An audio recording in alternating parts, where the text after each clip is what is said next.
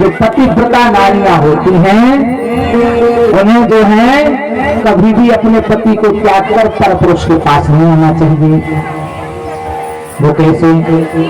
भगवान कहते हैं एक धर्म एक व्रत में मां काय वचन मन पति पद प्रेमा। अगर हम ये बात बोल दें कि एक ही धर्म एक व्रत में मां काय वचन मन पति पद प्रेमा, मतलब हर एक सौभाग्यवती स्त्रियों को अपने पति के अलावा किसी पर पुरुष पर जो है मोहित नहीं होना चाहिए या फिर उस पर दृष्टि नहीं डालना चाहिए। उससे क्या होता है? जो गौरव नरक कई पकड़ रहे हैं। हाँ भैया, पतिदेव ये केवल पत्नियों के लिए नहीं है, तो पत्नियों के लिए जो है ये नियम लागू है। तो पतियों को भी रहना चाहिए एक पत्नी पर। जो एक पत्नी पर रहता है तो उसकी पत्नी भी जो है एक पति पर होती है। वैसे भैया पतियों समझ तो रहो, अगर बीच में सोशल मीडिया पे ऐसे छाड़ो तो नीले ड्रम, ऐसे नीले ड्रम छाड़ो तो हमें तो पसीना आउट तो रोगी ना। जहां देखो वहां तो नीले ड्रम दिखा रहे थे। फलाने की बाई में अपने पति को काट कूट के नीले ड्रम में भर दो। हाँ मैं सुनी थी, गलत तो नहीं, सही है, सही है। हे भगवान, हमारी कथा चल रही थी, मां कहाँ चल रही थी भैया अपनी कथा? तो भैया जो हमें से होते अंदर बोले गुरुजी एक न्यूज आई, हमने कहा बोले नीले ड्रम की है। कैसी? बोले तुम्हारे जो है एक जो है उसने जो है अपने पति को नीले ड्रम में भर दो काट की। अब पता नहीं कहाँ की है। हमने भैया का पद तो दूर ही से राधे राधे बोले ऐसे कर भैया ब्याह में ना करिए। अब मुंह काय को छुपा रहे वहां पे, सही तो कह रहे हैं। बोले राधे राधे, ये तो सब हास्य परिहास की बातें हैं, इसमें अन्यथा मतलब इन बातों को, लेकिन भगवान समझा रहे हैं बेटियों। एक छोटी सी कथा सुनाई भगवान ने। पति का धर्म क्या है कि एक धर्म पत्नी पति पत्नी बड़े प्रेमी थे एक दूसरे के। तो पति कई सेवा में निरत रहती थी। हमने उस दिन ही बताई थी कि सेवा करेंगे। अच्छा उतना के बाद कौन कौन ने अपने पति की सेवा करी जाके बताओ। गोरे डाले थे तो मन में जाकर के नहीं भाभी हरो मैया हरो बहनों बहू और बेटी हैं नहीं डाले, आवाज से डालियो गोरे डालियो और कछुना डालियो। बोले राधे राधे। तो भगवान सुना रहे हैं बड़े पति पत्नी बड़ी प्रेम था उनमें। पति देव आए जंगल से हारे थे, सिर में दर्द हो रहा था। तो धर्म पत्नी ने कहा कि स्वामी जी आप मेरी गोद में लेट जाओ, मैं आपका सिर दबा देती हूँ। तो एक हाथ से वो सिर दबा रही है अपने पति का और एक हाथ से अपने साड़ी के पल्लू से हवा कर रही है। नींद लग गई पति को। हम नींद लग जाती है तो हुआ क्या? उसका छोटा सा बच्चा था, 1 साल के लगभग का होगा, गुडन को रहता था। अच्छा वो पति पत्नी थे, ऐसे भगवत भक्त थे, भगवत प्रेमी थे। उनके घर में डेली अग्निहोत्र रहता था। उनके घर में एक कुंड बना हुआ था, घर में देवी हवन कुंड, उसमें सुबह शाम हवन होता था। हमेशा उसमें अग्नि जलती रहती थी उस कुंड में। अब पत्नी तो कर रही थी अपने पति की सेवा। बच्चे को उठा बच्चा उठते हुए आंगन में आया, वो कुंड के पास में आ गया। अब वो देख रही, कुंड को भी देख रही है, बच्चे को देख रही, पति को भी देख रही है। और देखते उसका बच्चा कुंड पे चढ़ा और हाथ फिसला, धम्म से उस कुंड में गिर गया। बच्चा कुंड में गिर गया। अब पतिदेव की सेवा करे तो उसकी हिम्मत भी ना पड़ी। बोले पतिदेव को अगर गोद में से उठाकर नीचे रखते हैं तो जो है अपमान होगा।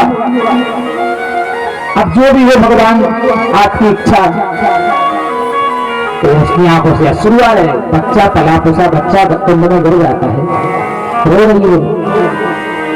अब रोते रोते क्या होता है, उसके अश्रु पतिदेव के मुख पर गिरे, तो ठंडा ठंडा लगा, नींद खुली। बोले देवी हुआ क्या, ये पानी कहाँ से गिरा? बोले स्वामी हमारे मृत्यु के आंसू। क्यों, क्या हुआ? बोले अपना बच्चा जो है कुंड में गिर गया। दोनों भागे वहां पर, देखा क्या देखा, कुंड के अंदर जो स्वयं अग्निदेव उस दंपति के, नव दंपति के पुत्र को अपनी गोद में खूब खिला रहे हैं, लड्डू पेड़ा खिला रहे हैं।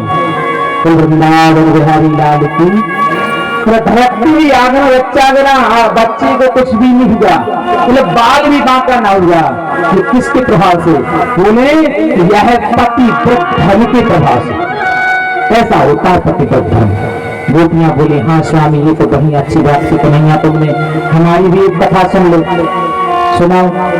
बोले अगर उस पत्नी ने अपने पति पर धर्म से बच्चे को बचा लिया है तो हम भी सुना रहे हैं। एक पति पत्नी है, पति जो है परदेश जाता है, लेकिन पत्नी को दुख होता है कि स्वामी हम आपके बिना रह नहीं सकते, आपकी पूजा किए बिना हम रह नहीं सकते, आपको भोजन पवाए बिना रह नहीं सकते। उस पति ने क्या किया, अपनी मूर्ति बनवा के दे दी। बोले इस मूर्ति की पूजा करना जब तक हम ना आए। वह पत्नी कई वर्षों तक अपने पति की मूर्ति की पूजा करती रही। जब वह पति परदेश से कमाकर आया, आकर के घर के दरवाजा खटखटाए, अंदर से आवाज आई कौन हो? तो बोले हम तुम्हारे पति हैं। उस समय क्या हुआ कि वह मिट्टी के पति की मूर्ति की जो है पूजा करने के बाद उनको भोजन करवा रही थी।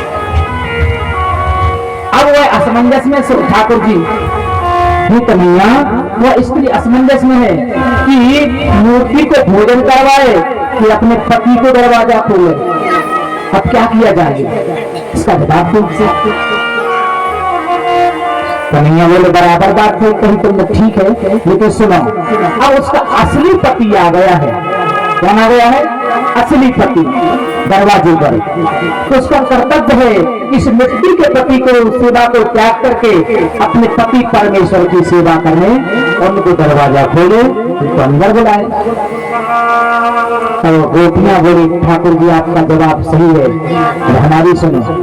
जो हमारे घर में, ब्रजमंडल में, हमारी महलों में, हमारे घरों में पति हैं, वह मिट्टी के पति हैं। मिट्टी जानिए, हमारा शरीर मिट्टी से बना है। काय से बना है? तो सुन लो, पंच तत्वों से, अग्नि, जल, वायु, आकाश और पृथ्वी, फिर पंच तत्वों से बना हुआ शरीर है। तो हमारा शरीर मिट्टी का है, मिट्टी में नहीं जाता है।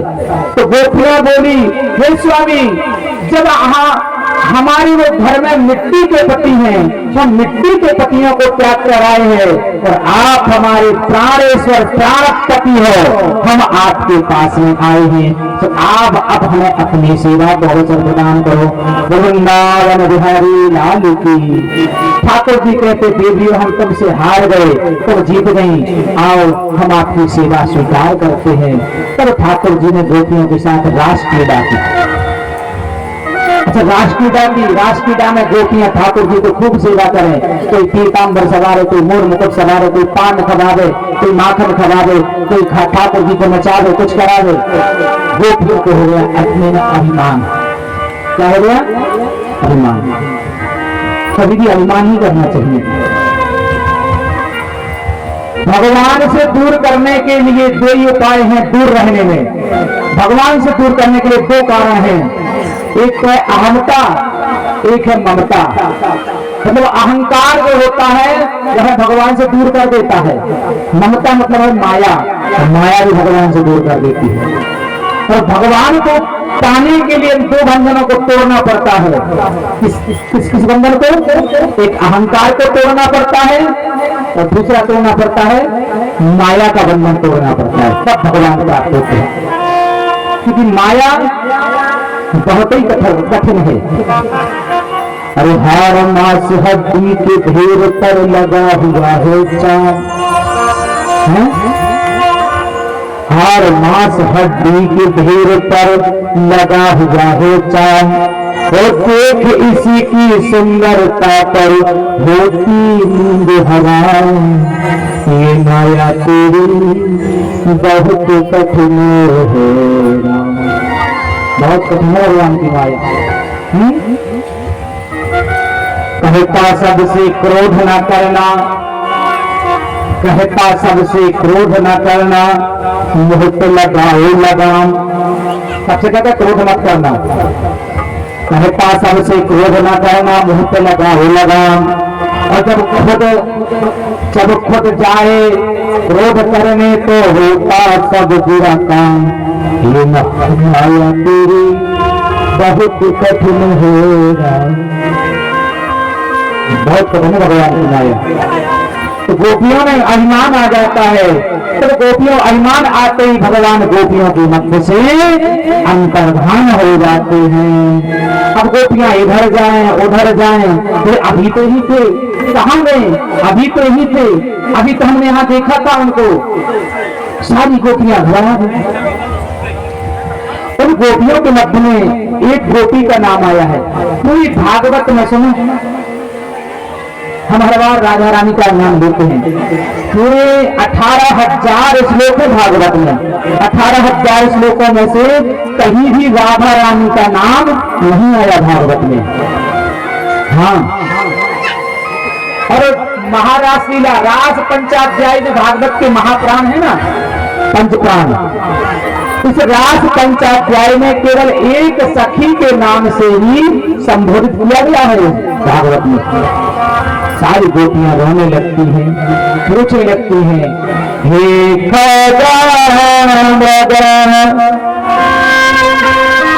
मद करो स्वामी, तुम देखे कान्हा मृगनयन। ये हमारी कन्हैया को पता है तो बता दो ना, कहाँ गए?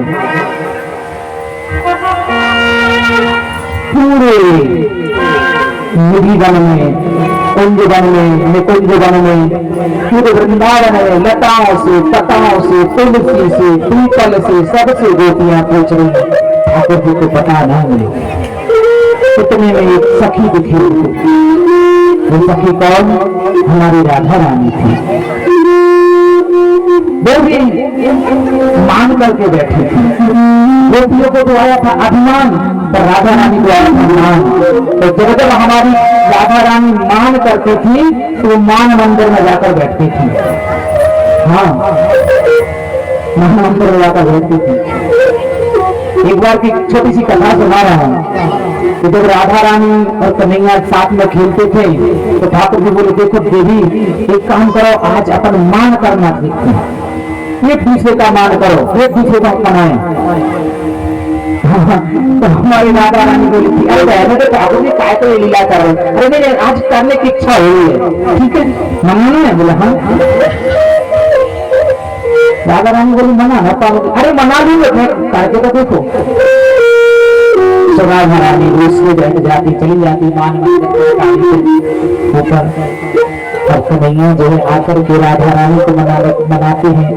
खूब मनाया, खूब मनाया। राधा रानी को दया आ गई कन्हैया को, जल्दी दया, जो दया की करुणा की साधन है। तो राधा रानी को दया, राधा रानी मान गई। अब राधा रानी बोली, अच्छा कन्हैया तुम रूस जाओ, तुम मान रखो। राधा रानी बोली, जल्दी करो, लेकिन देर ना करो। ठाकुर जी बोले, ना मैं ना करूंगा, अगर मैं मान करोगे तो तुम मना ना पाओगी। अच्छा बोले हाँ ठीक है।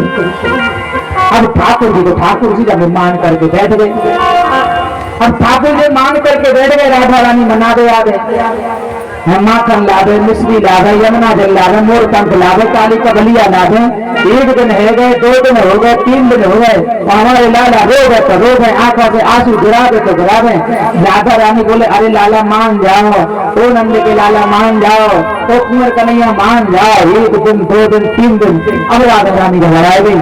अब पूरी बहुत खतरनाक मान करके बैठ गए नंद को लाला। अब क्या करें? अब परेशान हो गई हमारी सरकार, अब परेशान है गई। अब समझ में ना आवे का किया जाए। तो यमुना किनारे जो बैठ कर रोने लगी। इतने में हुआ क्या, कालिंदी मैया आई। अरे सखी काय है गो, काय तो रह रही है तुम। राधा रानी बोली आज तो कुंवर कन्हैया मान रही है, हमने 4 दिन है गए मनाते मनाते, सरकार माने ही ना रहे हैं, माने ही ना तोड़ रहे, अब क्या करो जा रहे। कालिंदी बोली यमुना जी बोले चिंता ना करो, हमको मान मैं घटाऊंगी, चिंता ना करो। बोले वो कैसे, बोले चिंता आप मेरी सूरत देखो। यमुना जी की सूरत हमेशा भगवान श्री कृष्ण से मिलती जुलती है, क्योंकि सांवरे कन्हैया सांवरी यमुना मैया है। बस इतना अंतर है कि यमुना मैया जो है वस्त्र धारण कर लेती, लहंगा चुनरी, और ठाकुर जी पीताम्बर धारण कर लेते हैं। फिर तो यमुना जी ने क्या किया, बनिया जो है मोर मुकुट बांधा, पीताम्बर धारण किया, मुरली ले ली और लेकर के राधा रानी के साथ बोले देखो अब मैं कैसा लग रहा हूं। राधा रानी की चपत रह गई, तुम तो बिल्कुल कुंवर कन्हैया जैसे लग रहे हो। रानी का नाम सो राधा रानी वहां से कन्हैया को साथ लेके आई और आकर के जो है कन्हैया के सामने से गुजर गई। ठाकुर जी बोले ये मेरा प्रतिबिंब कहां से आ गया, ये नकली कृष्ण कहां से आ गया। पूछ लिया तुम कौन हो, कहां से आए हो। बोला नंद के लाला है। बिल्कुल बिल्कुल same to same Thakur ji कितना जो यमुना की प्रबंध ललिता में खड़ी हो जा रहे हैं, वैसे ही पकड़ा रहे हैं, वैसे ही बोले बिल्कुल। अब ठाकुर जी बोले कहां से आए, मेरा स्वरूप बन गया। अरे राधा ये मैं नहीं हूं, ये कोई नकली कृष्ण है। अरे नहीं ये असली है, ये असली है। अरे असली में ये नकली है, नकली छोड़ो इसको, मेरे साथ चलो। बोले तुम्हारे साथ क्यों करिए, तुम तो मान करके बैठो, तुम नकली हो, जाओ यहाँ से, मैं इसी कृष्ण के साथ रहूंगी। अब ठाकुर जी बोले हे भगवान अब क्या है वो, मान तो बहुत महंगो पड़ गए, अब हमारी राधा रानी को पता नहीं कौन ले जाएगा। तुरंत ही ठाकुर जी खड़े हो गए, हाथ जोड़ करके चरणों में गिर पड़े, हे सरकार दया करो, हम मेरे मान त्याग दियो, लेकिन मुंह को छोड़ मत दियो। राधा रानी हंसने लगी, बोले हाँ अब मान पूर्ण हुआ। बोले हाँ लेकिन ये है कौन। तुरंत यमुना जी अपने स्वरूप में आ जाती हैं। बोले यमुना महारानी की जय हो। ऐसे हमारी राधा रानी में मान किया तो भगवान भी उनसे रूठ जाते हैं और राधा रानी को भी छोड़ करके ले गए थे। हुआ ये था कि गोपियों को छोड़ करके राधा रानी के साथ उन लताओं में ठाकुर जी आए। यहाँ पर राधा रानी और कृष्ण भगवान ने दोनों ने एक दूसरे का श्रृंगार किया। हमारी लाली जो कहती है लालजू से, लाला हमारी इच्छा एक बार तुम राधा बन के देख लो, आज आप राधा बन जाओ, मैं श्याम बनूंगी। तो हमारे ठाकुर जी हैं सुंदर जो है लहंगा चुनरी चोली कंगन बिंदी टिकली नथनी कुंडल पायल झुमका और जो करधनी पहना करके तो बाल घुंघरा लेके अच्छे केस वेणी बांधी सुंदर चंद्रिका लगा दी और काजल लगा दी और लिपस्टिक लगा दी। राधा रानी ने बढ़िया श्रृंगार कर दियो और खुद ने ठाकुर जी को श्रृंगार कर दियो। और जैसे ही राधा रानी ने ठाकुर जी के स्वरूप को देखा तो हमारी सरकारी मूर्छित होकर गिर पड़ी। भगवान ने देखा ये मूर्छित गई, मूर्छा खुली। बोले क्या हुआ। तो लाला आप तो हमसे ही ज्यादा सुंदर लग रहे हैं, काश तुम लाली हो तो मैं लाला होते तो मैं तुम्हें लेके भाग जाती। अब कन्हैया बोले भाग के तो आए हैं अपन और दोनों लक्ष्य आया कर रहे हैं। तो यहाँ पर एक दोनों जब दोनों एक साथ अपना श्रृंगार कर रहे हैं तो राधा रानी को मान आया। बोले चलते चलते मेरे पांव थक गए हैं, लाला मुझको जो है कंधे पर बैठा लो। तो ठाकुर जी ने जो ही देखा ये तो मान कर गई है, तो तुरंत ही ठाकुर जी ने कंधे पर बैठने का उपक्रम किया तो ठाकुर जी वहां से अंतर्धान हो गए। तो सारी गोपियां रोने लगती हैं, सारे खोजते कन्हैया को। अब हुआ ये जब गोपियों को ठाकुर जी मिले ना तो अब गोपियों को बड़ा बुरा लगा। बोले क्या करें अब।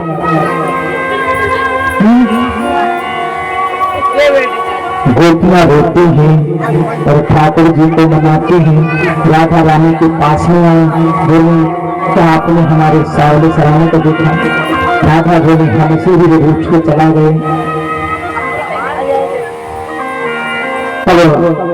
उन गोपियों ने ठाकुर जी को आर्त भाव से पुकारा और कहती हैं कब होगा तेरा दीदार। आज उस निधि वन में सारी गोपियां ठाकुर जी को मनाने के लिए रोदन कर रही हैं। कहती है ठाकुर जी कब होगा तेरा दीदार, कुछ तो बोलो सरकार, शाम कब आओगे,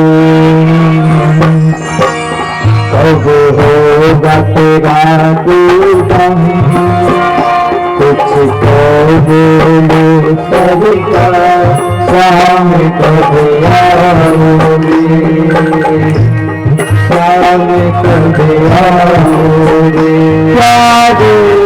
शाम कब आओगे।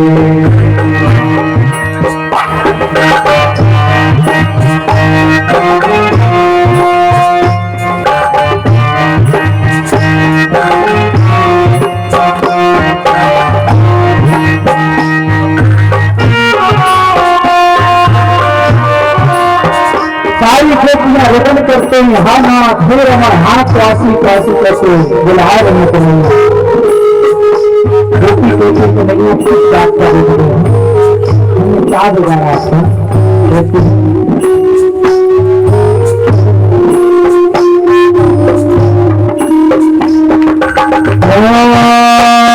इस बात से रूठे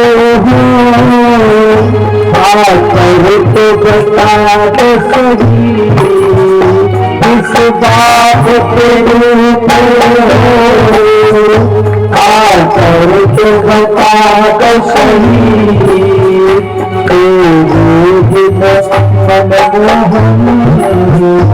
अब दिल बुरा लगता नहीं,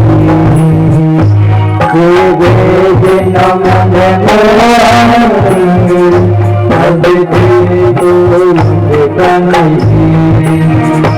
सोना हुआ मेरा संसार, पूरा हुआ मेरा संसार, क्या होगा यही है प्यार शाम कब आओगे,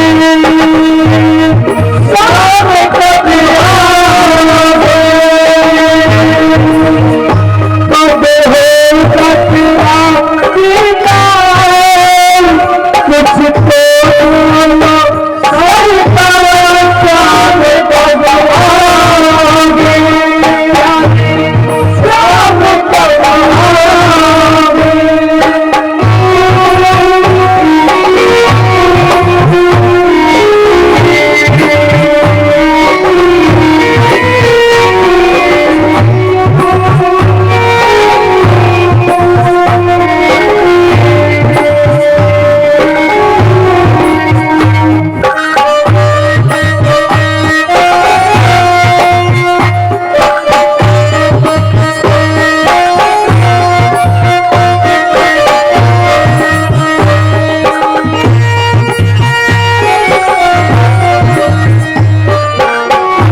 गोपियां कहती हैं तेरे दिल में हम तड़पते,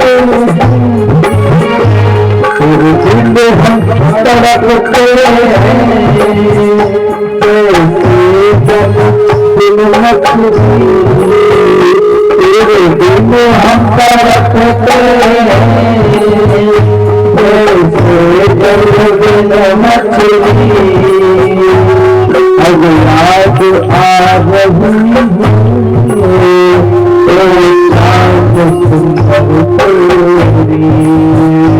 अब याद आ रही है शाम सुंदर मेरी पर्वत का अब तराश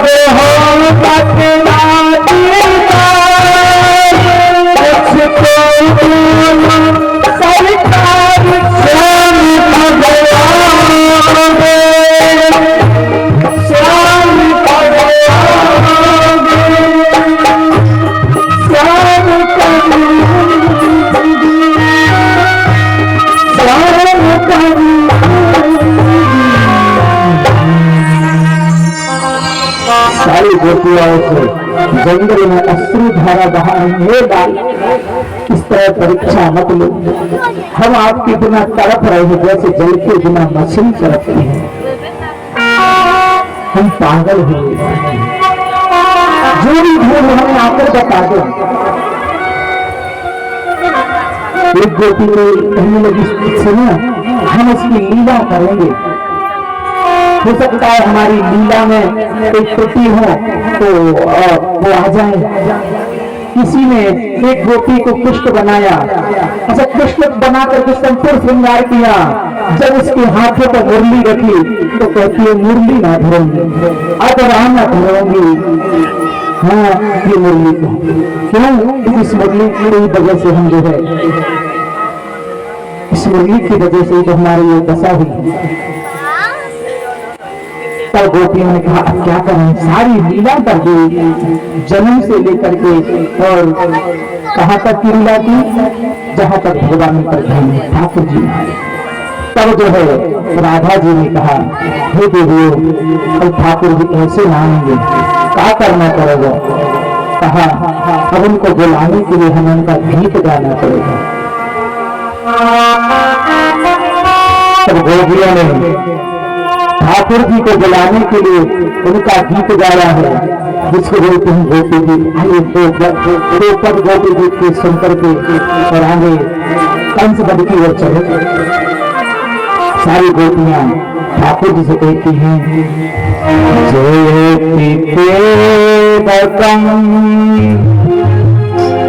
जन्मना ब्रजा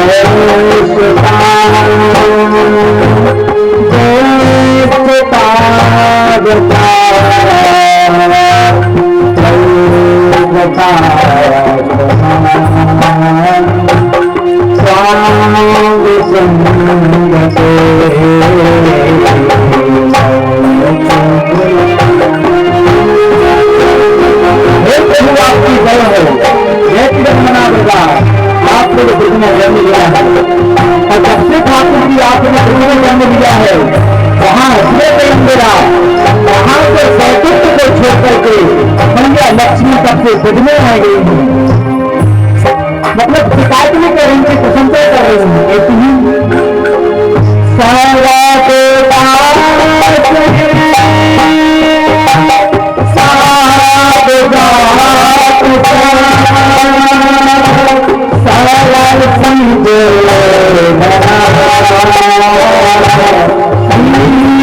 सारा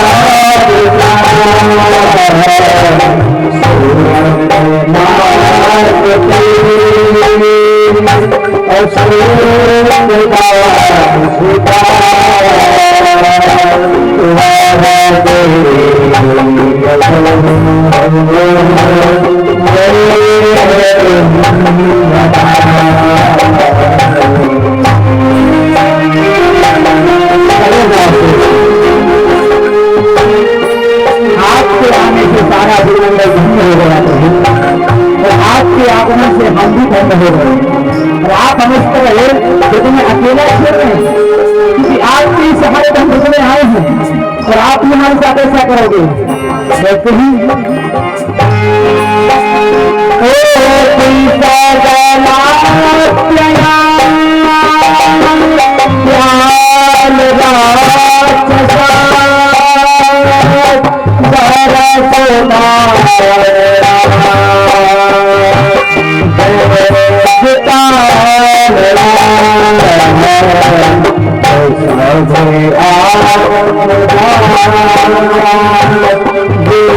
है तो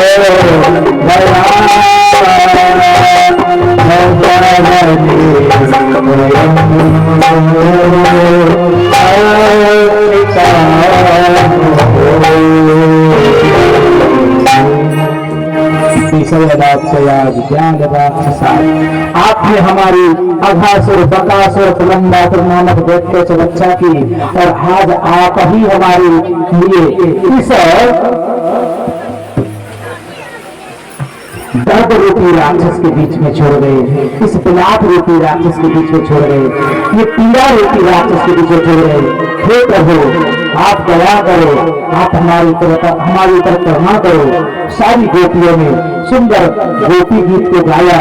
उस गोपी गीत को सुनकर ठाकुर जी उस महारास में प्रकट हुए हैं। कैसे प्रकट हुए हैं? सुंदर सुर पर मोर मुकुट है, बैजन की माला है, कानों में कंडल, तट की तांबर, वो सुंदर हाथों में मुरली तुरंत लेता हुए और हजारों गोपियों के बीच में हमारे काके बिहारी जी का प्राकट्य होता है। काके बिहारी लाल की, भगवान की। हमारे बिहारी जी ने गोपियों के मध्य में जब प्रकट हुए तब गोपियां उनको तिरछी चितवन से देख रही हैं, ऐसे देख रही हैं जैसे रूठी हो और ठाकुर जी स्वयं उन्हें मनाए। ठाकुर जी ने कहा गोपियों हम आ गए हैं, कहो तुम्हारी क्या इच्छा है? एक गोपी बोली कहाँ बैठी लाला? बोले देवताओं का कार्य करने हैं, भक्तों का कार्य करने जाना पड़ता है तो मुझे यहाँ से जाना पड़ता है। आओ चलो हम तुम्हारे साथ महाराज करेंगे। और शरद पूर्णिमा की इस रात्रि को भगवान ने 6 महीने की रात्रि बनाया है और गोपियों के साथ महाराज लीला की। ऐसी लीला की एक दो गोपी, मतलब 2 गोपी थी, उनके मध्य में ठाकुर जी, 2 गोपी के मध्य में ठाकुर जी विद्यमान हुए। हजारों गोपियों के मध्य में ठाकुर जी ऐसे लग रहे हैं जैसे तारा मंडलों के बीच में चंद्रमा। और अब हमारे बिहारी जी ने महाराज लीला की। आइए 5 मिनट महाराज लीला में जो चलना चाहता है, चलना चाहते हो महाराज लीला में चलिए और महाराज लीला करें। और उसके बाद हम आगे ठाकुर जी को पूर्ण मंडल से फिर मथुरा के लिए चलेंगे।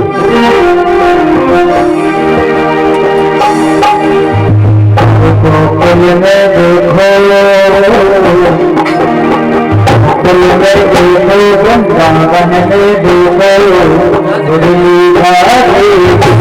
राम संग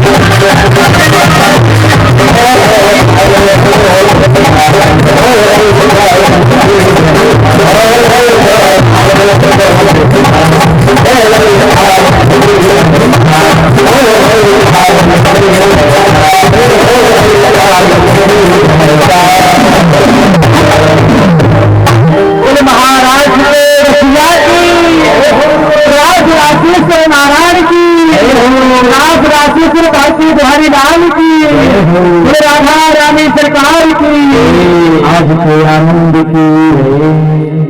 पहुंच गए थे महाराज ने, भाव तो सब पहुंचे। महाराज किया भगवान ने उस रात्रि भर और गोपियों को फिर कहा देवियों अब आप अपने घर जाओ, सबका पूर्ण किया। उसी घाट पर केसी नामक घाट पर केसी नामक दैत्य का भगवान ने जो वध किया, देवमातुर नामक दैत्य का वध किया, और यहाँ पर दैत्यों का वध करने